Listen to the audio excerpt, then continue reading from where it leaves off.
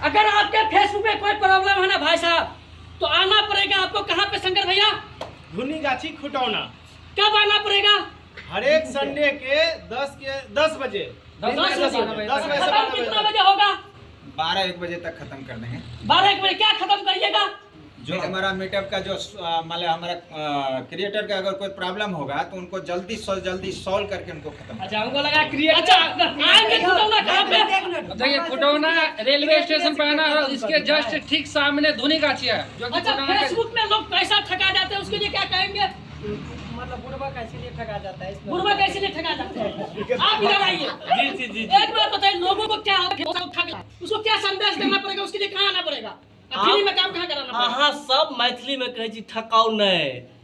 अहाँ के Khutauna railway station आ just बगल में धुनी गाछी आ तैठिन मिल जा श्याम बाबा, शंकर भाजी आ मिस्टर अनिल सुनील भाई। फ्री में सब चीज करा लिया आबि के। अगला रवि 10 बजे से 12 बजे तक प्रत्येक रवि। फ्री।